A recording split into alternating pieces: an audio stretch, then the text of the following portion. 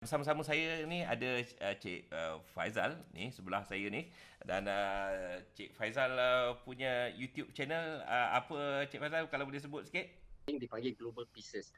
Global Pieces, PICES. So anda juga boleh boleh tonton YouTube channel saya yang banyak menjurus kepada produk review, kepada perbualan ataupun perbincangan tentang scuba diving dan juga aktiviti-aktiviti yang saya buat. Thank you. Okey, jangan lupa untuk subscribe channel kami. Jangan lupa untuk tekan butang like, aktifkan loceng anda dan share kepada kawan-kawan yang lain. So, dengan apa yang anda lakukan ini boleh memberi motivasi kepada kami untuk terus menghasilkan konten-konten yang berguna untuk anda semua.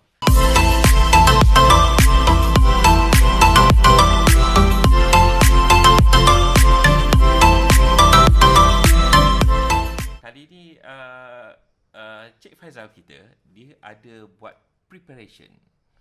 Dia ada mempunyai detail macam mana dia mengklasifikasikan pasal dive accident tu. Jom kita dengar apa kata dia. Go ahead Faizal. Okey, Asami ya. Untuk dive accident ni, kita ada banyak jenis ataupun akibat yang boleh menjurus kepada kemalangan. Di sepanjang apa yang saya cakap ni adalah berdasarkan kepada pengalaman dan apa yang telah saya lakukan ketika berlakunya kemalangan ketika ketika dalam sesuatu aktiviti scuba diving tu di kumpulan ataupun grup yang tertentu. Saya juga bertanggungjawab pada waktu itu sebagai seorang yang bukannya investigator, tetapi pada waktu itu saya hanya mengambil data, mengambil untuk mencari faktor-faktor kemalangan. So antara lain kemalangan yang paling biasa ketika di kalangan scuba diver adalah panik. Panik ni selalunya berlaku di kalangan orang yang baru je certify sebagai scuba diver ya. Panik ni dia akan berlaku apabila dia panik, dia akan secara tanpa pengetahuan dia ataupun dia akan tanda-tanda orang yang panik tu apabila dia tanggalkan dia punya mask, dia punya topeng muka dia akan tanggal dan dia akan buka dia punya regulator set alat pernafasan dia. So ini mengakibatkan air dah mula masuk dan apabila air masuk dan ini akan terus pada lemas, okay? Drowning. Ada juga panik-panik yang tidak seteruk itu, seperti kaki tiba-tiba kaki cramp, dia panggil kejang lah, kita punya otot tu kejang. So itu bila otot tu kejang, cramp, dan kita tak tahu macam mana nak handle, kita panik daripada alasan ataupun sebab ataupun faktor yang kecil cramp tu akan membawa kepada lemas. Apa yang penting untuk seorang scuba diver tu hanya untuk relax. Apabila kita kena fikir bahawa apa-apa juga yang berlaku, regulator set tu mesti tetap berada di mulut kita dan kita tetap bernafas. Jangan tahan nafas anda dan cuba tarik nafas yang dalam. Dia panggil um, breathe deeply and slowly. Okey, apa yang penting ketika berada dalam keadaan kecemasan, apa yang kita perlu lakukan adalah stop, think and act. Apa yang kita dah pelajari semasa kita membuat open water course, semua sudah diajar. Sekarang ni cuma tinggal kita aplikasikan apa yang kita dah pelajari tu. So mungkin ada 24, 25, 26 skill yang kita dah belajar. So yang mana satu nak kita applykan dalam uh, case ataupun case-case yang tertentu. So yang penting semasa kita stop, think and act tu, kita harus breathing, teknik dia breathe deeply and slowly supaya kita boleh fikir ataupun bertindak secara lebih rasional. Poin yang kedua yang sering berlaku, yang ini akan mengakibatkan kemalangan ya. kematian, risiko dia lebih tinggi ialah apabila kita naik, moving up too fast dia panggil ya. Kita naik ke permukaan air terlalu laju. So kalau kita belajar ataupun kita nak recall balik apa yang kita belajar semasa open water diver course ialah kita mengikut teori Boyle. Teori Boyle mengatakan pressure, tekanan dengan volume berlawanan antara satu sama lain. Maksud saya, apabila pressure akan naik, volume akan mengecil. Okey, bagaimana ini teori Boyle ni kalau kita tidak meneliti teori tersebut, bagaimana ia akan menjuruskan kepada kematian ataupun kemalangan ya. Sekarang ni kalau kita naik atas, kalau kita naik ke permukaan terlalu laju, pressure akan berkurang. Apabila pressure akan berkurang, volume itu merujukkan kepada air ataupun udara yang berada dalam kita punya lung ataupun paru-paru. Paru-paru kita akan mengembang. So apabila kita naik ke atas, pressure akan berkurang, volume akan meningkat.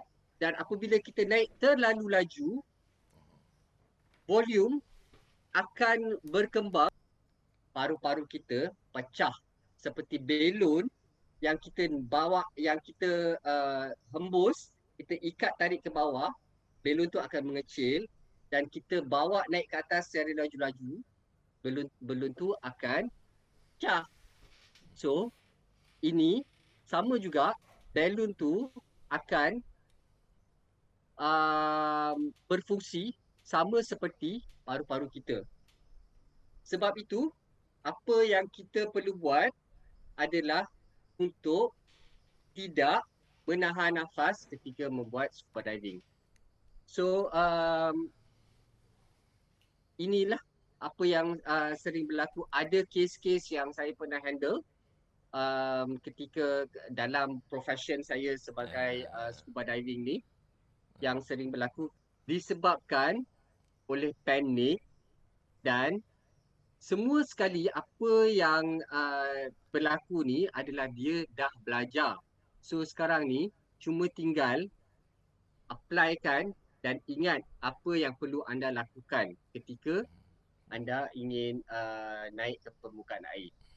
Okay. Faizal nak tanya you lah. Kadang-kadang ada setengah orang lah, dia mengungut lah, dia kata lah, instruktor ni kalau nak ambil lesen kan dia janganlah ambil dengan dia ni suka failkan orang lah. Apa ni, susah lah nak lulus lah kalau ambil dengan instruktor ni. Ada kategori instruktor. So Macam saya lah. apa you punya komen ni, apa ni Faizal?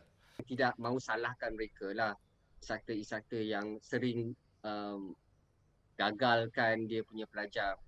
So sebenarnya dia tanggungjawab dia besar sebagai seorang instruktor ni. Dia harus memastikan bahawa student-student yang dia ajar tu, apabila kita certify sebagai seorang scuba diver ataupun open water diver, dia perlu mempunyai ataupun master kepada kesemua skill-skill yang telah ditetapkan dalam standard ataupun piawai. So apabila kita tidak capai standard yang minima, itu akan menjurus kepada malangan nanti sebab kita tak tahu. Kalau dia tak tahu buat certain skill tu, dia akan mengalami masalah apabila dia.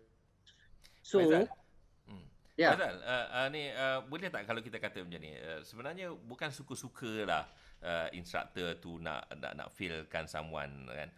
Dia mungkin tak diistilah fail pun. Actually kalau student tu dia tak boleh nak buat, kita bagi dia masa, bukanlah kita failkan dia, tapi kita bagi dia masa untuk dia betulkan sampai dia mahir dan baru kita certify dia. Tapi bukankah tindakan instruktor ni lebih menjurus kepada sebab dia sayang dekat student tu. Dia tak nak berlaku apa-apa accident dekat student tu. Dia nak supaya bila student tu die, dia boleh menjaga keselamatan dia. Ke macam mana ni Faizal? Kalau berlaku apa-apa kemalangan, sering soalan yang ditanya, siapa instruktor dia?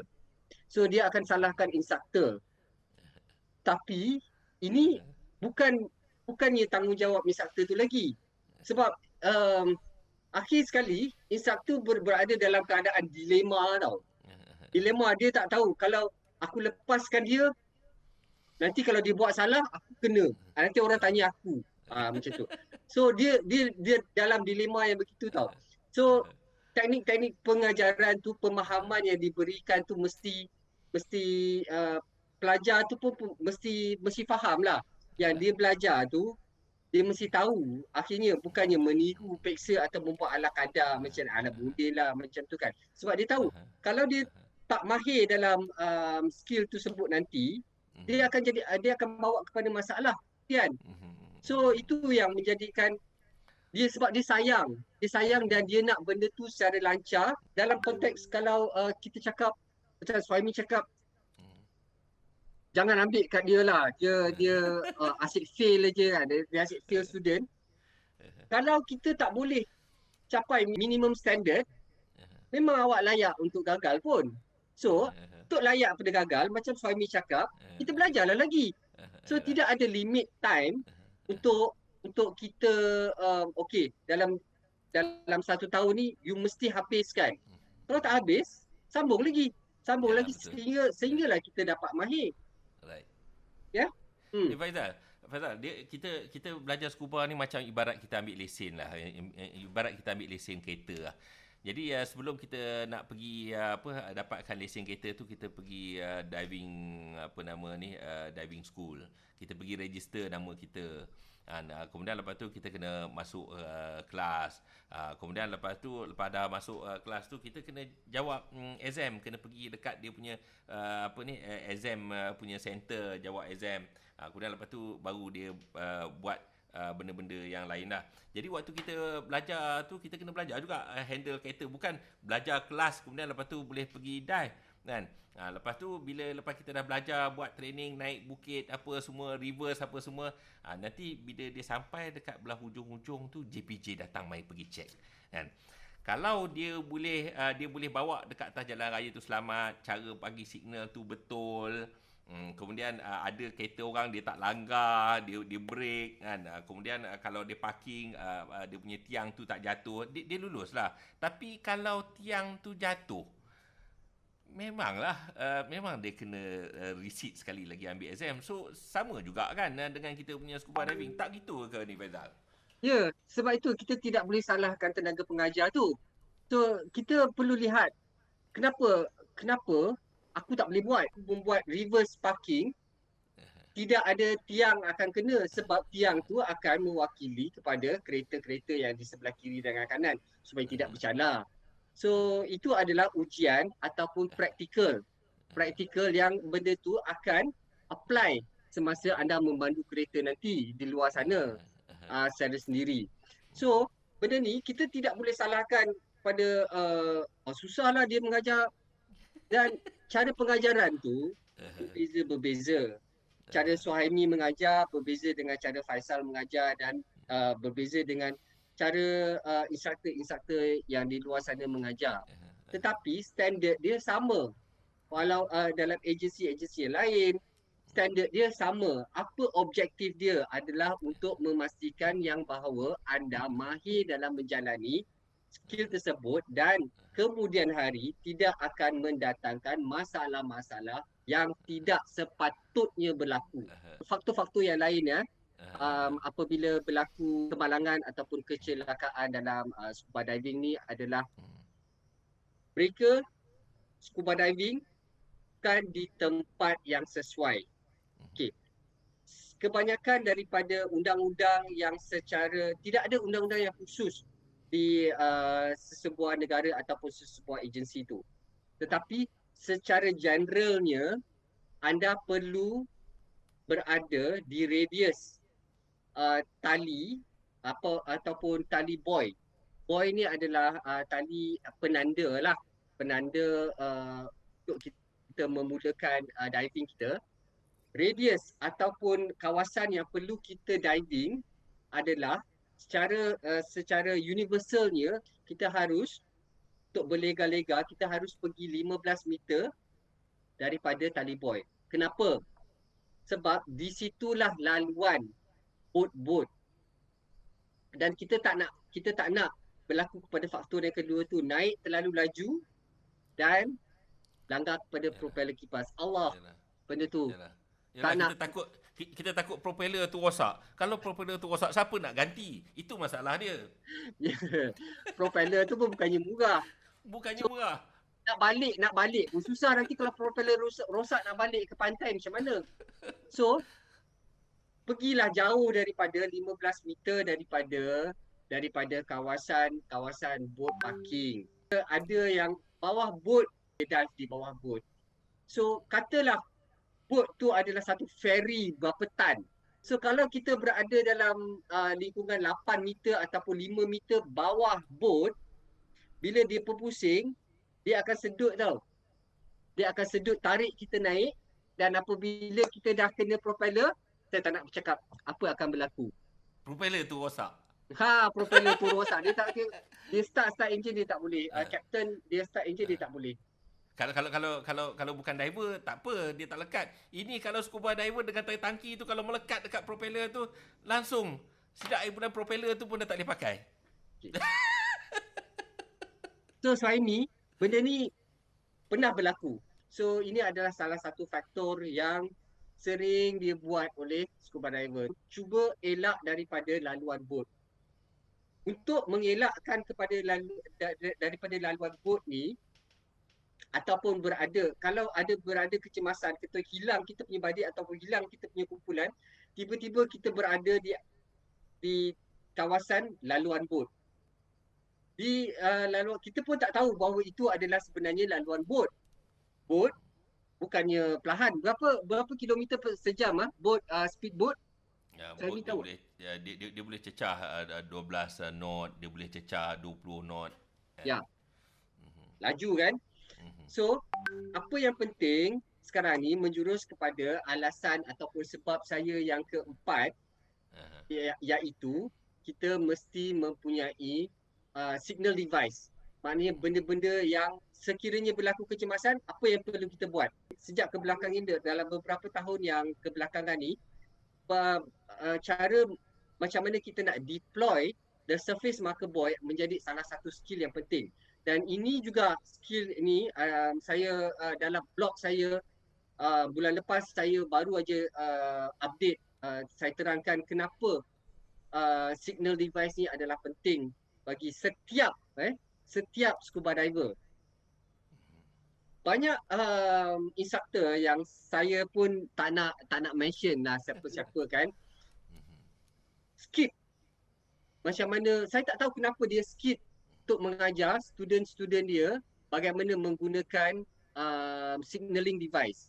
Sehingga kan ada student saya dah sampai ke tahap advance, dah 3 tahun menceburi dalam scuba diving, tak tahu menggunakan signal device. Dia blog tentang pentingnya signaling device tu. Sebab pernah berlaku saya bercakap kat sini Suhaimi sebab benda ni pernah berlaku. Dia naik ke atas dan tidak semena-mena, tidak perasan, bot lalu dan bot rosak. Sangkut ke propeller. So inilah yang kita tak nak. So kalau kita nak naik, kalau kita tahu kita dalam keadaan kecemasan dan kita perlu naik, dan kita kena deploy kita punya surface marker buoy tu.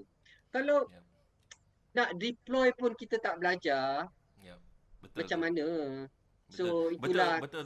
saya Suhaimi saya ambil kesempatan ni lah dalam YouTube ni untuk urge ataupun untuk membagi tahulah instruktor di luar sana untuk tidak memandang remeh pada mengajar student-student mereka tentang penggunaan surface marker buoy.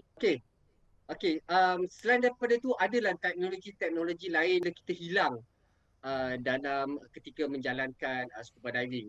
Saya beberapa tahun lepas saya adalah rezeki murah, kita pergi ke Komodo. Komodo tempat dia adalah lebih adventure daripada tempat-tempat perairan di Malaysia lah. So air dia deras, current kuat dan hilang dan kelajuan current ataupun arus tu boleh menyebabkan kita hilang dalam 3-4 kelip mata. So ada pada waktu tu kita bukan diwajibkan, diarahkan, tapi ini bukan satu dalam sehinggakan ia dalam status alat GPS. Ada banyak keluaran yang ada yang terkini yang telah dikomersialkan adalah InReach dipanggil, keluaran Garmin. Garmin ni adalah satu alat device yang dikenakan dibawa oleh scuba diver ketika menjalani aktiviti scuba diving. Dia ada casing dia sendiri dan dia juga sebenarnya berguna untuk orang yang pergi hiking.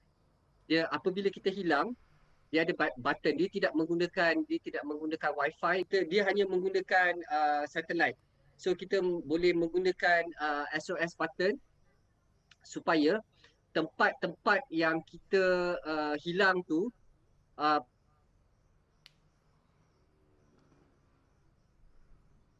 alert dan tahu kita punya rekod di mana kita berada melalui GPS track. So itu amat membantu apabila kita hilang dan kita senang untuk di-locate apabila kita hilang lah. Tapi device ni with cost lah, bukannya murah ya, tapi ia adalah satu device yang penting untuk mengelakkan kita berlaku hilang ketika berada dalam air. So seterusnya Suhaimi, saya pergi kepada yang ini. Saya rasa setiap scuba diver dia tahu bahawa dia dah sebenarnya tanda tangan semasa dia certify sebagai seorang open water diver bahawa dia harus beraku janji bahawa dia tidak dive extend dia punya limit. Sekiranya kalau kata Suhaimi, kalau kita punya limit kita adalah 18 meter, beyond that limit adalah satu bidang yang lain.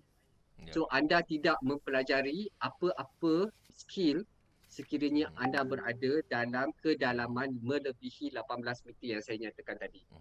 So dan within kita punya non-decompression limit. So kalau kita tengok kita punya dive computer ataupun kita punya table bahawa kita boleh membuat selama no stop time kita selama 30 minit dan kedalaman kita 20 meter, boleh. So kita stick to that ataupun lower than that. So kita jangan extend, air kita banyak lagi, so kita tak nak membazir lah, kita dive sambunglah lagi. Yang terakhir, dan ini yang paling basic lah, equipment failure. Equipment failure ni penjagaan. Kalau sebab Suhaimi, kita tahu kita punya equipment tu bukannya murah, puluh ribu babe. 10,000 kita beli, takkanlah kita tak nak jaga Camon lah. Kita penjagaan yang simple, macam juga contoh macam Suhaimi cakap tadi bawa kereta. Kereta, kalau kita nak pastikan kereta kita tak rosak, apa kita buat? Kita hantarlah servis. So kita pergi hantar servis, kita pastikan bahawa kita punya equipment tu berada dalam keadaan yang tip-top atau boleh digunakan. Saya tak expect yang anda menggunakan high-end punya equipment dan itu juga sebenarnya tidak memastikan bahawa anda akan selamat daripada sebarang kemalangan. Tetapi alasan kecil-kecil, yang penting sekarang alat pernafasan kita. Alat pernafasan kita overflow ataupun free flow dengan mudah. So, kenapa boleh benda tu berlaku? Senang aja. Sebab benda tu tak dijaga dengan betul. Tak diperiksa dengan betul. Tak buat pre-dive safety check. Benda tu, tak payah masa belajar dulu dah buat. Ya, kita mesti membuatkan macam kita bawa kereta juga. Kita bawa kereta, kita tarik aja tali pinggang keledar. Kan? Benda tu memang masa evaluation, masa GPG datang, kalau tak pakai tali pinggang keledar, memang dia dah pangkar dah, memang anda gagal pun. Tapi benda tu dipandang ringan atau dipandang remeh oleh kebanyakan scuba diver. Buat pre-dive safety check. Saya check anda check saya. Masing-masing selamat. Kalau anda tak selamat, saya pun juga susah. Nanti saya akan jadi saksi pun.